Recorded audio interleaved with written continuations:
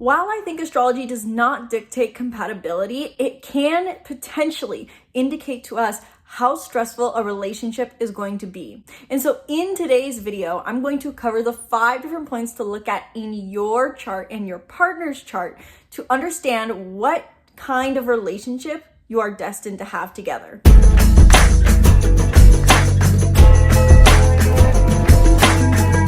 Hello and welcome back to the channel. I'm Isabelle, your spiritual rebel friend, and today we are talking about the 5 points to look at in your chart to understand what kind of relationship you're getting yourself into. For today's video, all you really need to know is your partner's sun sign or your friend's sun sign, because what I'm about to say does not just apply to romantic relationships, but also any sort of business or platonic relationship as well. If you want to know what kind of relationship you're going to have with this person, what the potential expectation may be, watch on, because I'm going to share the 5 different points that could indicate a stressful relationship specifically. In today's video specifically, I'm going to cover the 5 astrological indicators of a stressful relationship, which will be including the following: Chiron, Black Moon Lilith, Pluto, the 7th house, and squares. I will go into detail in each of these and how exactly these play out, what exactly I mean by each of these planets / points, how to find out if you have this aspect with a specific person, and practical tips, of course, for applying this knowledge. As always, I like to take the end of these videos to talk about the practical application of this information. So if you are someone who, based off of these 5 aspects or points in your chart, you think you may be in a stressful relationship and you want to know what to do with that, whether that's, do I need to break up with this person, divorce, do I need to not hang out with this friend, watch through to the end of this video where I share practical tips for navigating these relationships and what to do with this information. And before I dive in, before we get any further, be sure to book a reading in the link in the description below if you want to dive deep into your astrological birth chart, as well as potentially your partners or your business partners, to know what kind of relationship you're going to have with this person. Book a reading in the link in the description below where we can dive deep into any and everything regarding your chart, their sun sign. Sky is the limit. Learn more down below. So within the span of my last week or past week, I have had 2 interactions that really inspired me to film this video. One of which was a reading where a woman was basically asking, she straight up said with her Mercury in Aries, she said, I need help with my relationship. I hate my relationship. What do I need to do about that? Paraphrasing here, but it was something that direct. And she basically wanted to know, I'm so tired of my partner. I don't know what to do about it. And then secondly, a friend of mine basically asked, I'm having basically a lot of trouble with my business partner and I don't know what to do about it. Why is this so hard? And so looking at both their charts and knowing the sun sign of the person they were dealing with was enough to help me understand, and we can use it to understand what exactly the relationship is going to be. And looking at both these people's charts and knowing their partners / business partners' sun signs was enough to indicate that this was potentially going to be a stressful relationship for this person to have and interact with. Now, does that mean that they should break off these relationships? Not necessarily, but understanding these 5 points that I'm going to mention, and ones of which were relevant to these 2 conversations, can help us understand what kind of expectation to have going into these relationships and how to navigate them. What are these 5 points that we should be looking at in our chart to understand what kind of stressful, potentially, relationship we may have with a person? Let's dive in. Starting off with number 1, Chiron. Chiron is an asteroid in our chart that will be symbolized with a circle and a K. And hopefully I will remember to put the symbol here. If not, Chiron is pulled in most charts, especially always if you use the extended chart selection on astro.com. Chiron is the wounded healer in our chart. Simply put, in application to our relationships, if someone's sun sign is where our Chiron is, it doesn't have to be exact degree, just same sign, then this person's going to feel like they trigger our wounds. And this was the case for one of my clients that I had. I won't go into detail and share her story online for the sake of her privacy.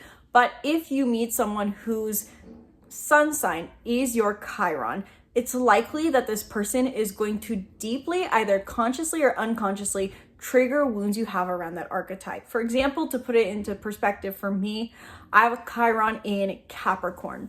And anytime I meet Capricorns, while I love them and seem like there's this connection with them, At the same time, there is a deeper innate nature that they get to embrace that almost triggers this feeling of, why is it they get to be that and not me?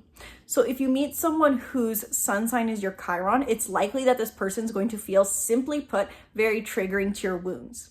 On a more karmic level, if you meet someone whose sun sign is your Chiron, this person is in your life to help you heal your wounds by bringing them out. It can feel, unfortunately, like ripping off a Band-Aid or poking at a wound, but for the sake of tending to it. Number 2, Black Moon Lilith. So find your Black Moon Lilith in your chart. Black Moon Lilith is going to look like a crescent moon with a cross underneath it. Again, hopefully I'll remember to put all these symbols up on the screen, at least for a moment.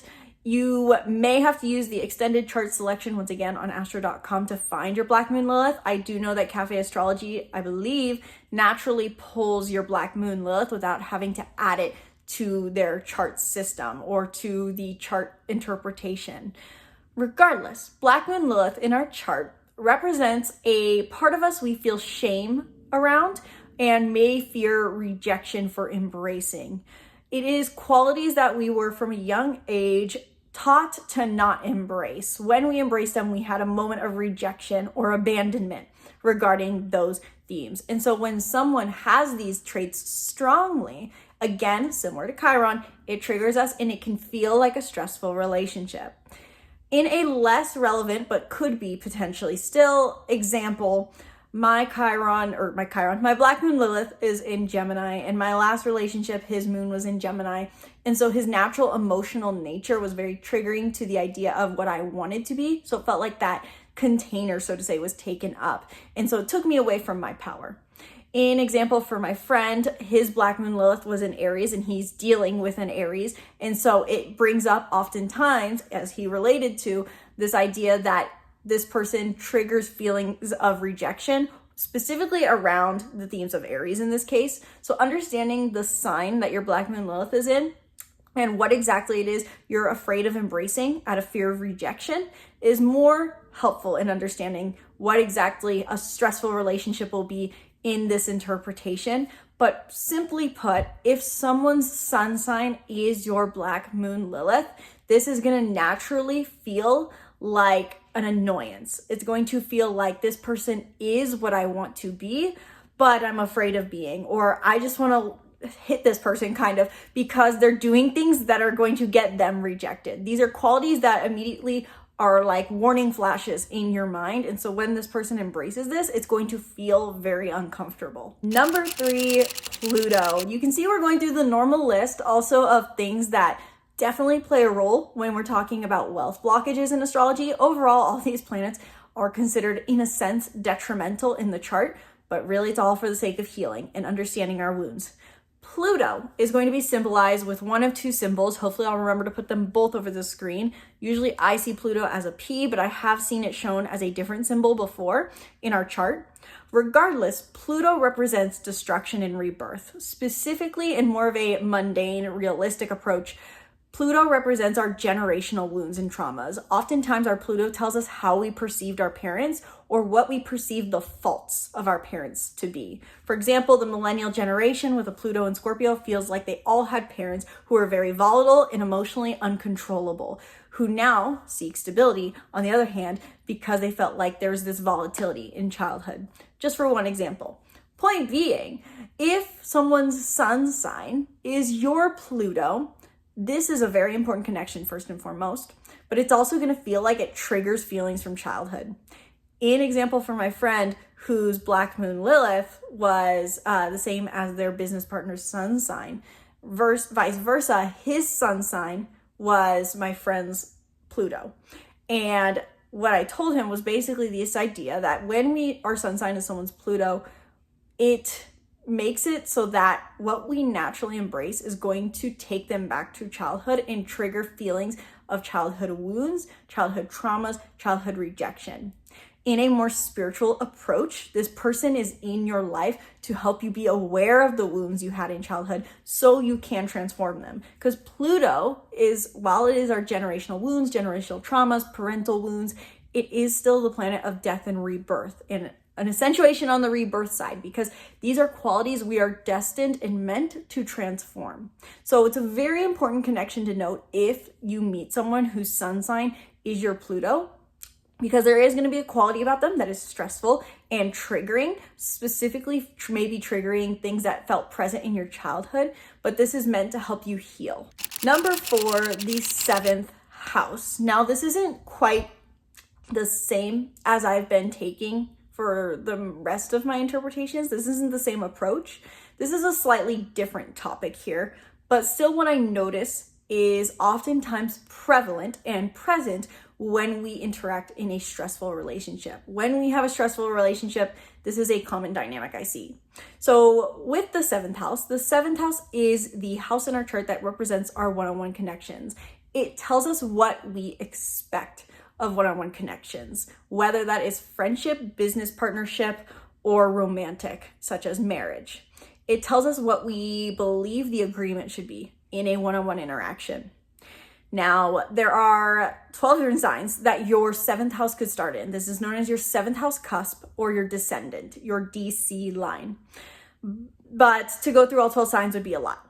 Simply put, what I notice is if you and your partner, your romantic partner, your friend, or your business partner have 7th house cusps in different elements, then this is commonly a stressful dynamic, because what your expectation is of one-on-one connection is drastically different. For example, if your 7th house starts in Aries, this is someone who values passion and independence in relationships. Whereas if they are in a relationship with someone whose 7th house is in Cancer, this person expects relationships to be nurturing, considerate, caring, and compassionate. And so if you have two people whose 7th house starts in different elements, this is going to create a lot of friction because your expectation of one-on-one relationships is going to be different.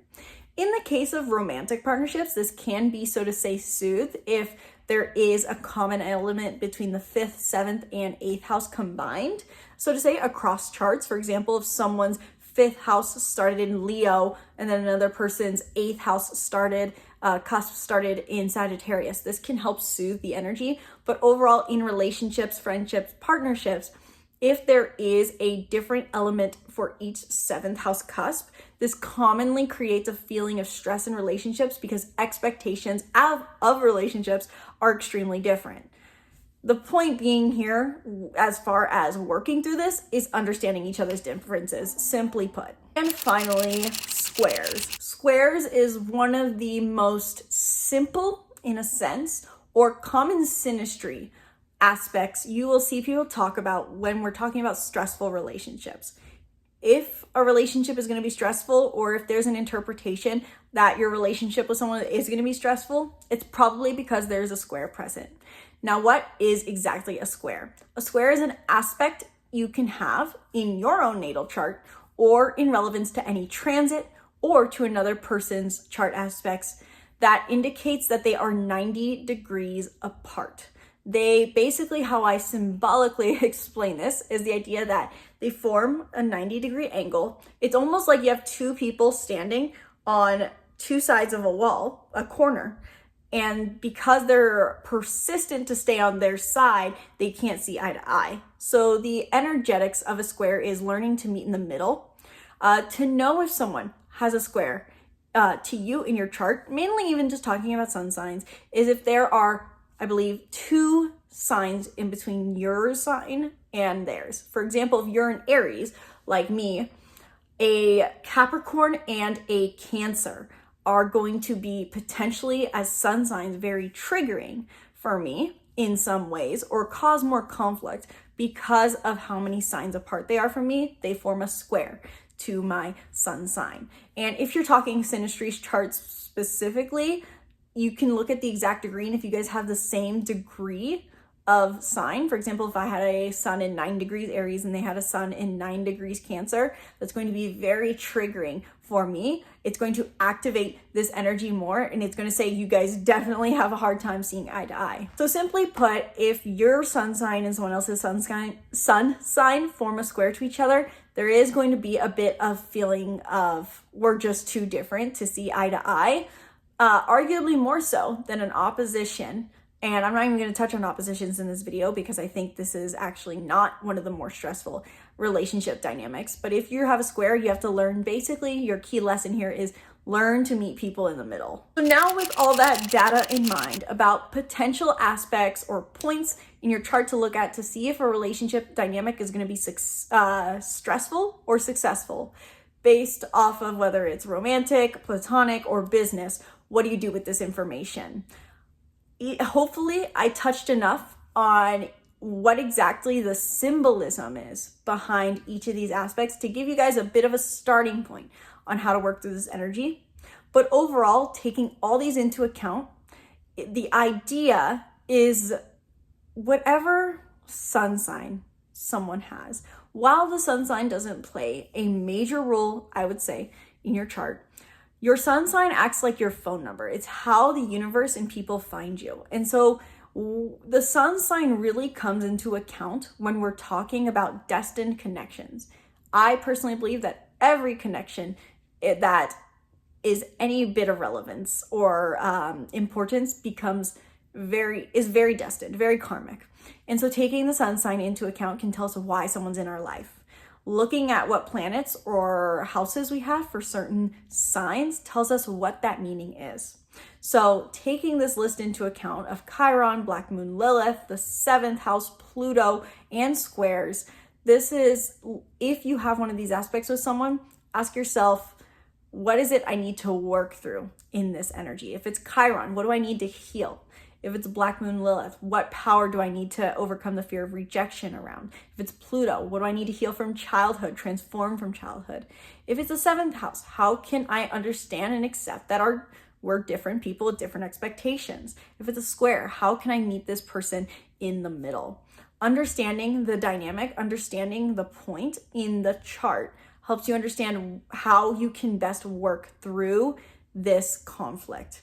Does it indicate that you're supposed to end a relationship, break off a business partnership, or that you guys will never work?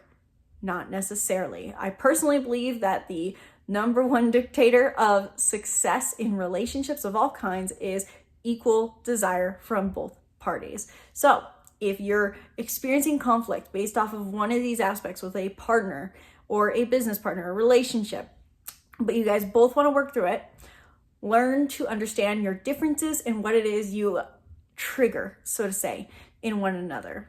I think I'll leave the tips at that. I know that's a bit more open-ended than I normally do. So if you have more questions regarding this topic, if there was one specific point that I've made that has resonated for you and you want more information on, then comment below and I'll be sure to film another video talking about that more in depth.